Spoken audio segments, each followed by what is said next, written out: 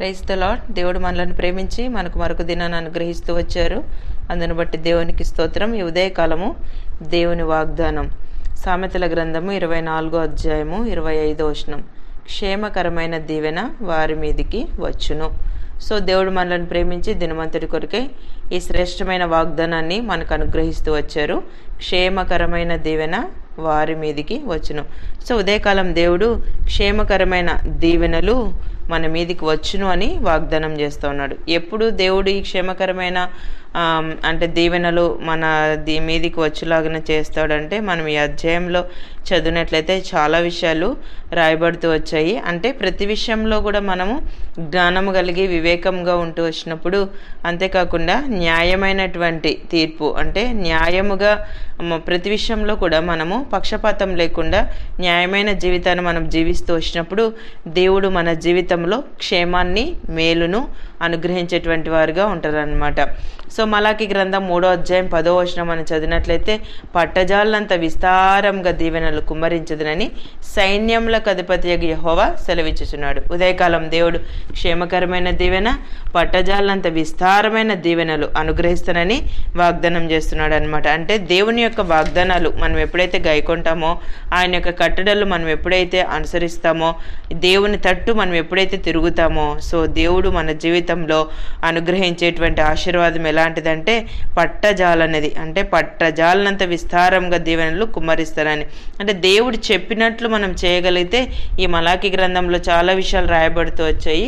అంటే మనము వ్యక్తిగతంగా మన సమయాన్ని దేవునికి అనుగ్రహించి అన్ని విషయాల్లో దేవుడు ఆశించిన ప్రకారం మనం జీవించినట్లయితే దేవుడు ఖచ్చితంగా ఆయన పట్టజాలంత విస్తారమైన దీవెనలు మనకు అనుగ్రహించేటువంటి వారుగా ఉంటారు.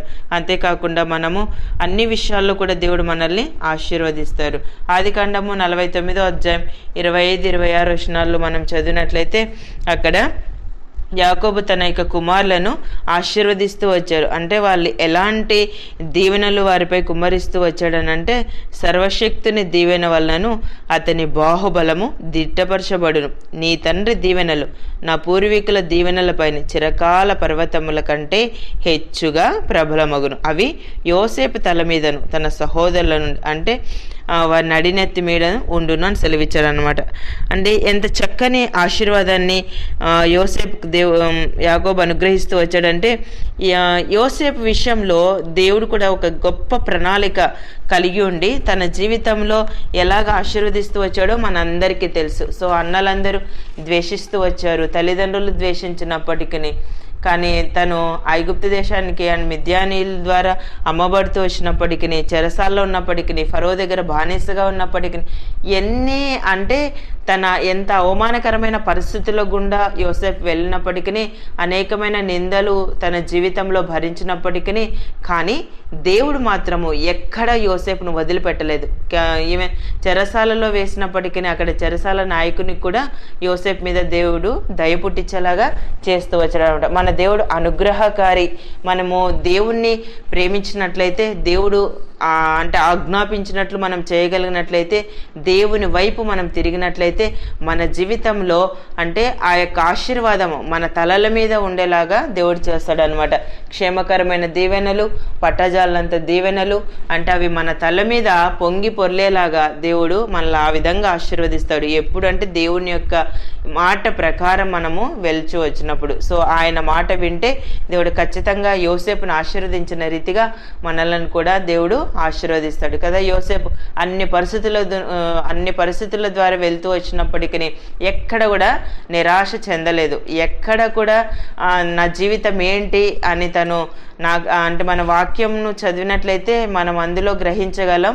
ఎక్కడ కూడా యోసేపు దిగులు పడినట్లుగా, కృంగిపోయినట్లుగా, అధైర్యపడినట్లుగా రాయబడలేదు. కానీ తన జీవితంలో దేవుడు కలిగి ఉన్న ఉద్దేశాలు ఐగుప్తు దేశం అంతటికీ ఒక ప్రధానిగా తను చేస్తూ అనేకులను పోషించేటువంటి తండ్రిగా యోసేపుని దేవుడు ఆశీర్వదిస్తూ వచ్చాడు. ఈ ఉదయకాలం నీకున్న పరిస్థితులను బట్టి నువ్వు కృంగిపోతున్నావా, అధైర్యపడుతున్నావా, నా జీవితంలో క్షేమం లేదని నువ్వు ఆలోచిస్తున్నావా, నా జీవితం నేను ఎప్పుడు దీవెన పొందగలనని నువ్వు అనుకుంటున్నావా? నీకున్న పరిస్థితులు అవి నీకు అనుకూలంగా లేకపోవచ్చు, కానీ వాటిని దేవుడు అనుకూలంగా చేయగలడు. దేవుడు ప్రతి వ్యక్తికి ఆయన అనుగ్రహం పుట్టించేటువంటి దేవుడు అనమాట. సో దేవుడు మనకు అనుగ్రహించిన ఈ వాగ్దానాలు దేవుని వైపు మనం తిరిగి వాటిని స్వతంత్రించుకున్నట్లయితే దేవుడు ఖచ్చితంగా యోసేపును ఆశీర్వదించిన రీతిగా మన జీవితంలో మనల్ని కూడా ఆయన ఆశీర్వదిస్తాడు, మనల్ని గొప్పవారిగా చేస్తాడు. క్షేమకరమైన దీవెన, పట్టజాలంత దీవెనలు, సో మన తల మీద సర్వశక్తుని దీవెనలు ఏ విధంగా తల మీద ఉండేలాగా యోసేపును ఆశీర్వదిస్తూ వచ్చాడు యాకోబు ఉదయకాలం, దేవుడు కూడా మనల్ని ఆ రీతిగా ఆశీర్వదించును గాక. దేవుడు మనకు అనుగ్రహించిన ఈ ప్రశస్తమైన వాగ్దానాలు మన జీవితానికి మనం అన్వయించుకొని ముందుకు కొనసాగినట్లు ప్రభు మనందరికీ సహాయం చేయను గాక. ప్రార్థన చేసుకుందాం. ప్రియమైన తండ్రి, మీకు వందనాలు యేసయ్య. మమ్మలను ప్రేమించి మాకు అనుగ్రహించిన ఈ ప్రశస్తమైన వాగ్దానాన్ని బట్టి స్తుతిస్తున్నాను ప్రభా. క్షేమకరమైన దీవెన వారి మీదకి వచ్చును అని సెలవిచ్చారు. ఉదయకాలం నిత్య జీవపు మాటలు వింటున్నాం. మీ ప్రజలందరినీ కూడా జ్ఞాపకం చేసుకునండి. వారికి ఉన్న ప్రతి పరిస్థితుల్లో ప్రభా మీ క్షేమాన్ని, మీ మేలును ప్రభా, మీ దీవెన, మీ ఆశీర్వాదం సమృద్ధిగా మీరు అనుగ్రహించి సహాయపడుతూ రావాల్సిందిగా ప్రార్థిస్తూ యేసు ప్రభు నామమున ప్రార్థిస్తున్నాను తండ్రి. ఆమెన్.